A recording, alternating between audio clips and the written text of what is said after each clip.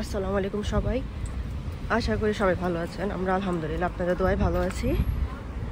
আমি সানায়াকে পড়তে দিয়ে আরবিতে দিয়ে একটু ইসেতে গেছিলাম। বাসার সামনে একটা ইউরোপিয়ান শপ আছে, আমি জানতাম না এখানে হালাল জিনিস পাওয়া যায়। তো ওই আপু একদিন নিয়ে গেছে স্ট্রাইপড চিকেন।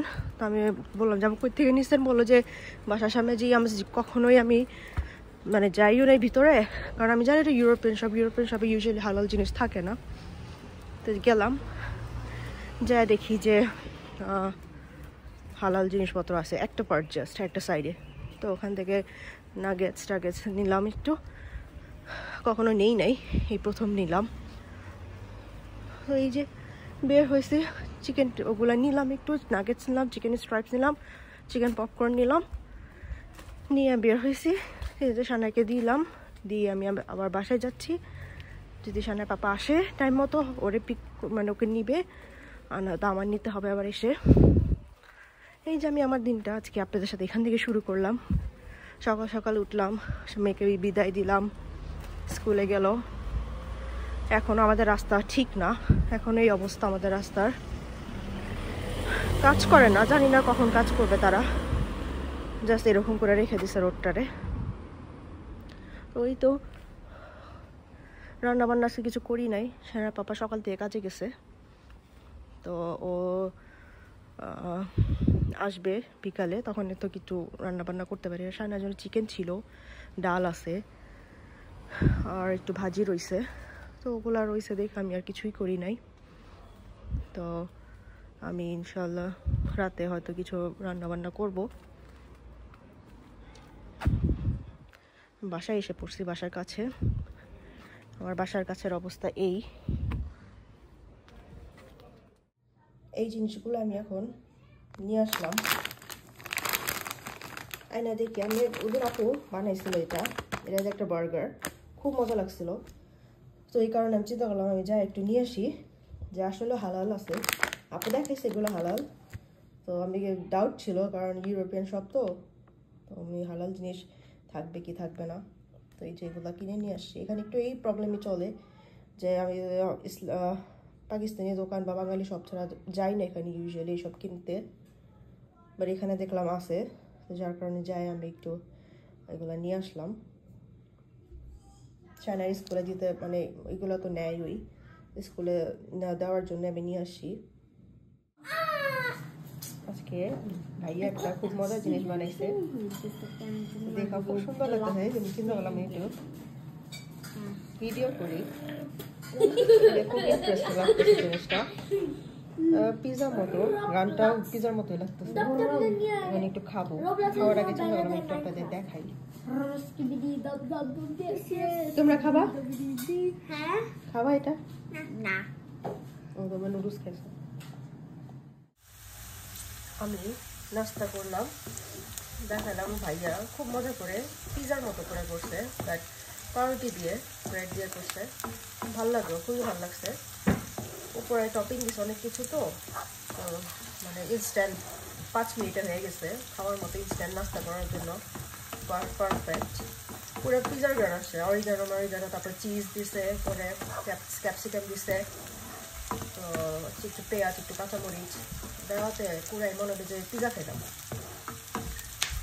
আমি তো বললাম আজকে রাত্রে দিনে রান্না করতে পারি নাই, তো এই জন্য একটু রান্না করতেছি। আর চিন্তা করলাম আপনার সাথে একটু কথা বলি আর রান্না করি।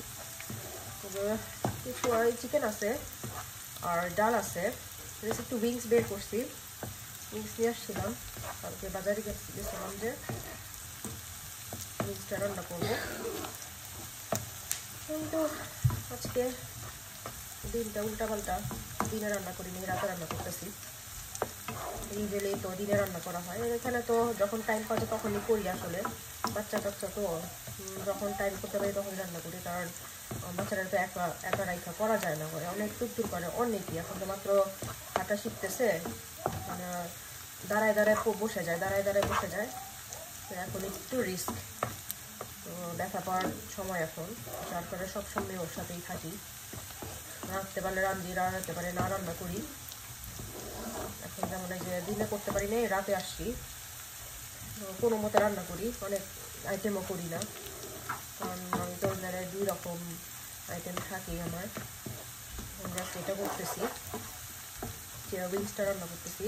একটা ভাজি করার ইচ্ছা ছিল, হয়তো পারবো না, কারণ আবার রাত হয়ে যেতেছে, ম্যাটে স্কুলে যাবে। এটা করে আবার ম্যাটের খাওয়ায়া ওটা আবার ফ্রেশ করে ঘুম টুম পাড়াইতে হবে। আমি এই যে উইংস নিয়ে আসছি, এখানে নাকি পোড়া উইংসই পাওয়া যায়, পোড়াটা নিয়ে আসছি, পুরি নাই। এই পোড়া উইংসটা আমি কালকে বাজার থেকে নিয়ে আসছি।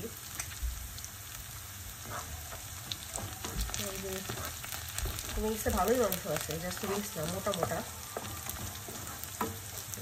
প্রায় আমি রান্না করি, কারণ এখানে খাবারের নাই, এত আইটেম, এত লিমিটেড। বাংলাদেশে অনেক কিছু, ছোটো মাছ, বড়ো মাছ, এই মাছ এই মাছ সব মাছ আছে। এখানে যাও পাই তাও ব্লকের মাছ, তাও এখানে অতটা অ্যাভেলেবেল না, হয় না আসলে।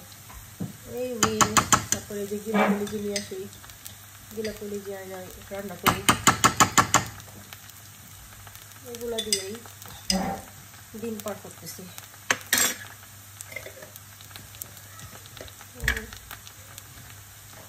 এই যে কালকে মেয়েটা আবার স্কুল আছে, স্কুলে যাবে।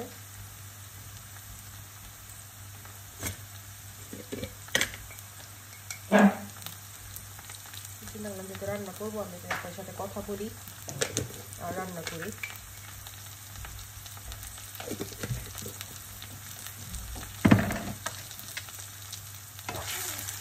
হ্যাঁ মা, ডাকো। আমার পিঠটা ঘুমাইতেছে, পাপাও ঘুমাইতেছে, কানায় আমার সাথে নিচে আমার কোম্পানি দিতেছে।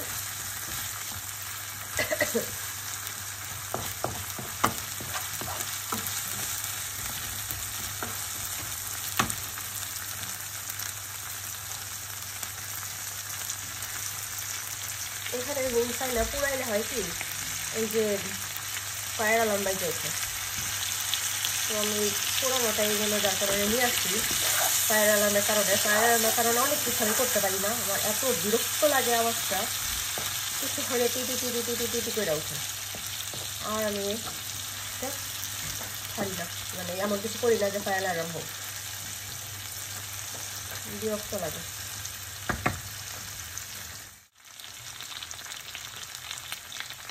আমি সিম্পল করতেছি, বেশি একটা হলুদ মরিচ দিয়ে নেই।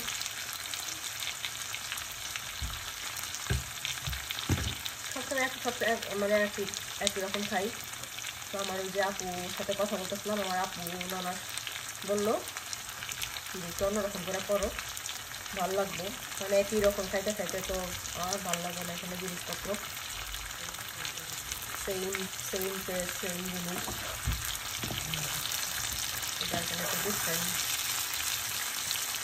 মুখের টেস্ট যেন আসে করতেছি। হলুদ মরিচ দিই নাই, টমেটো দিলাম, বেশি একটা ভাজি নাই, কারণ পোড়ানো তো মিক্সটা অলরেডি ভাজা দিয়ে কতক্ষণ একটু নরম হবে মিক্সটা, আমি উপরে চলে যাব। আমি মেয়েটারে একটু খাওয়াই দেখি, কারণ আবার স্কুলে যাবে তো আইসা লাস্টে কাঁচামরিচ দিব, আর কিছুই দিব না, যা দেওয়ার দিয়ে দিছি, ঢেকে রেখে দেবো একটু গলুক, নরম হোক উইংসগুলো।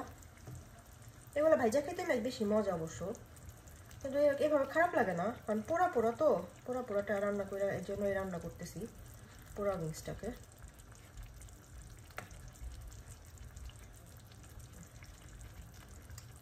আজকে আমি আর আমার রান্নাঘর নিয়ে হাজির। আসলে কি করব, কিছু করার নাই তো। এখানে বাংলাদেশে তো অনেক আত্মীয় আছে, আত্মীয় বাসায় যাই, এই যাই, ওই করি, এই করি। এখানে তো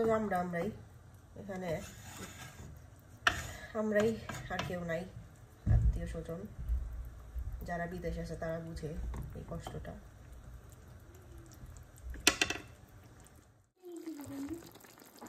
চিকেন কিন্তু আমার শেষ হয়ে গেছে রান্না।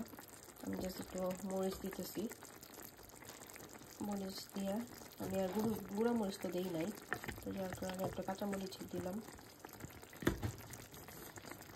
কাঁচামরিচ দিয়ে কতক্ষণ এটা থাকবে, তারপরে হয়ে নামাই ফেলবো ইনশাআল্লাহ। হয়ে গেছে অলমোস্ট আমার রান্না।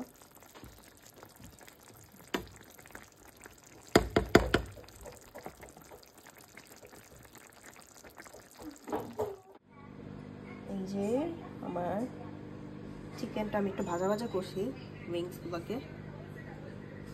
রান্না শেষ, চুলা স্টোভ বন্ধ করে দিছি আমি। তো এই হলো ইনশাআল্লাহ আমরা এতে ডিনার করব। একটু চিকেন রয়েছে আর একটু ডাল রয়েছে। সারা পাপা কাছে থেকে আসছে তো, আইসা ও একটু খাওয়া দাওয়া করছে, তো যার কারণে ও বললো রাতে পরোটা খাবে। ওই জন্য আমি আর কিছু করি নাই, এটা দিয়ে পরোটা খাবে। অনেকদিন পর আমার মেয়েটা আসছে আমার ব্লগের বিদায় নিতে। তো এই তো আমরা এখন আমাদের সব কিছু শেষ। সানা এত দেরি করে ঘুমায়, ও যতই হোক, ওর হইলো যতই স্কুল থাকুক একটু লেট না, অনেক লেট না, আমি আর 11টার মতো শোয়াই দিই। এখন 11টা বাজে নাই, তো ওই জন্য ওর এখনো টাইম আছে। কি এত দাঁত পড়তেছে ওর, খালি দাঁত পড়ে। কালকে একটা স্কুলে দাঁত ফালাই আসছে, বলে খেলতে খেলতে দাঁত পড়ে গেছে। বলে যে ওর সবগুলা দাঁত ওর পাপা মানে রাখছে, সেফ রাখছে। কালকের দাঁতটা হারাই গেছে, বলতেছে কালকের দাঁতটা আমার হারাই গেছে। ভালো হয়েছে। কালকে দাঁত পড়ছিল?